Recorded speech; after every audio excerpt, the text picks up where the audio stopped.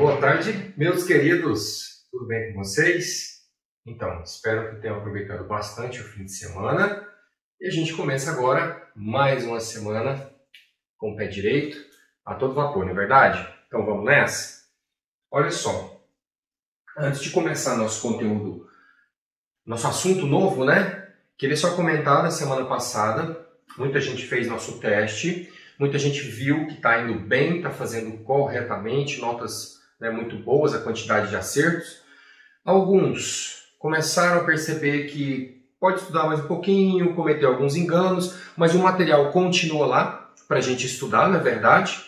Hoje eu coloco para vocês a resolução do teste que vocês fizeram, né? Apesar de que vocês recebem quais vocês acertaram, quais vocês erraram, mas eu quero mandar a correção para vocês poderem estudarem depois e tudo mais, para ir acompanhando tudo que a gente está fazendo. Combinado? Então, vamos nessa? Para hoje, nós vamos trabalhar o conjunto dos números inteiros. Tudo vai se resumir a trabalhar com números negativos também, ok? Só que aí na matemática a gente coloca, vários nomes e tudo que fica parecendo difícil. Mas não é não, vocês vão ver. Então a primeira coisa, para a gente começar é assim, quem são eles? Quem são os números inteiros? A gente já sabe, ou se não sabe a gente vai ficar sabendo agora, que o primeiro conjunto que a gente tem, eu vou até colocar pequenininho aqui, ó, é o conjunto dos números naturais, certo? O que é conjunto, gente? É isso mesmo, é uma reunião de elementos, tá bom? A gente pode ter o conjunto do sétimo ano, então vários alunos compõem o conjunto do sétimo ano. Então na matemática nós temos os conjuntos numéricos. O primeiro deles é o conjunto dos naturais. Esses aqui, ó, começa no zero e continua infinitamente. Certo? A gente até trabalhou isso nas sequências e tudo mais. Só que a gente tem no nosso cotidiano necessidades de trabalhar com números negativos. Por isso, a matemática colocou um conjunto representado pela letra Z, aonde a gente coloca os números negativos. Mas também continua existindo os positivos. Ah, professor, tá, tudo bem, tem negativo. Mas e daí? Aonde a gente vai usar isso? Pessoal, quando a gente vai falar em temperatura, talvez aqui em Goiânia não, porque a gente nunca chegou nessas situações. Mas existem cidades, até mesmo no nosso país, onde a temperatura ela é abaixo de zero, é muito frio. Portanto, houve a necessidade de trabalhar temperaturas negativas. Outra coisa, a gente tem também altitude. Novamente, aqui em Goiânia, nós estamos a uma altitude de aproximadamente 790, 780, 800 metros acima do mar. Mas quando a gente vai para o nível do mar, aquilo ali representa uma altitude zero e acreditem, existem países no mundo que vivem a uma altitude abaixo do nível do mar. Ou até mesmo para mergulhadores, que têm que fazer seus mergulhos e aí a gente representa aquela medida de forma negativa. Outra coisa que o brasileiro tem que usar demais porque trabalha duro e é tão difícil as coisas, é extrato bancário, na vida financeira.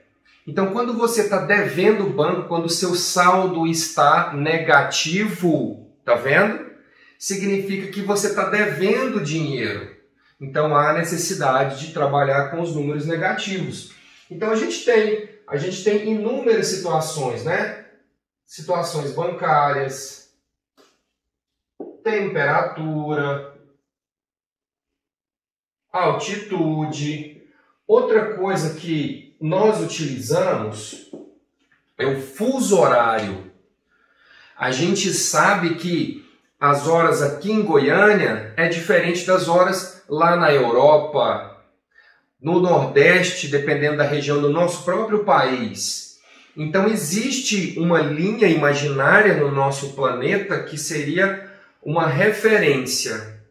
Tudo que está à direita vai ser positivo, tudo que está à esquerda vai ser negativo, certo? No material que eu vou publicar para vocês, eu coloquei vários exemplos. Dá para vocês verificarem melhor todos esses casos aqui que eu estou colocando, ok?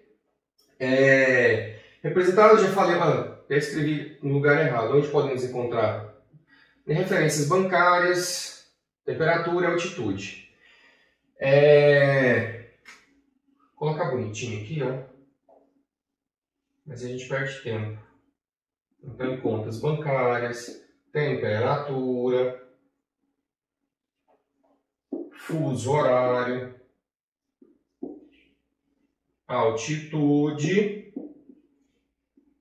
Ah, professor, eu vou ter que entender disso tudo? Não, aqui é só para mostrar para vocês mesmo por que existe e que a gente tem que trabalhar e entender ele sim, tá bom? Outra coisa importante vocês vão encontrar nas atividades é a reta numerada. É como se fosse a régua de vocês. Acontece que nós temos que colocar os negativos. Então a gente vai ter o zero como referência. O zero não é nem positivo nem negativo. O zero é neutro. E tudo que tiver à direita do zero, aqui, ó, o marco, tudo que tiver à direita do zero vai ser positivo. E tudo que tiver à esquerda desse número zero vai ser negativo. E continua infinitamente. Para a direita também. Infinitamente. Só que a gente representa parte dessa reta de forma conveniente. Vai ter atividade aí para vocês em que essa reta numerada ela não está trabalhando com uma única unidade. Tá? Como ela é uma representação, eu posso trabalhar isso aqui, ó. Aqui pode ser o meu zero, aqui pode ser 10, aqui pode ser 20. Percebam que eu estou usando a minha unidade, o meu espaço aqui agora está valendo 10 unidades. Portanto, tudo que tiver à esquerda aqui vai ser menos 10, menos 20, menos 30. Ah, professor, então qual dessas retas eu vou usar? Qualquer uma delas. A que a gente mais vê em exercícios é a de unidade 1, né? Cada pedacinho desse vale 1, para a gente representar todos os inteiros. Bacana? Mas, às vezes, eu preciso representar de 20 em 20, 5 em 5, e aí a gente coloca a reta numerada também. Combinado? Lá vocês vão ver alguns exemplos até resolvidos para ajudar vocês. E aqui é importante a gente falar, ó, em dois símbolos, bem simples. É um ezinho, certo? Ele significa pertence, e se a gente corta esse ezinho, significa não pertence. Vocês vão encontrar atividade lá para a gente fazer isso. Ora, é só a gente lembrar, o número 5 é positivo, então ele está sim nos naturais. Então o 5 pertence aos naturais. Já os números negativos, ele não está nos naturais. Os negativos, eles vão aparecer nos números inteiros. Então eu falo que o menos 3 pertence aos inteiros. Já o menos 4 não pertence aos naturais. O 0 pertence aos inteiros, certo? O 7 também pertence. Não é porque ele é positivo que ele não está nos inteiros. Lembra? Olha a reta numerada, olha o exemplo aqui, ó. Os inteiros são todos os positivos, incluindo os negativos. Tudo bem? E para deixar uma pitadinha para a aula de amanhã, só uma dica: trabalhar com números negativos, eu gosto de trabalhar com a ideia de gastar, né, de estar devendo e estar pagando. Então, se você está devendo R$30, por isso menos 30, e você paga 20 menos 30 mais 20, você vai conseguir pagar a sua dívida? Ainda não. Você vai continuar devendo 10. Gostaram da dica para trabalhar com números inteiros? Não quer dizer que a resposta sempre será negativa, não. Aqui é só uma dica.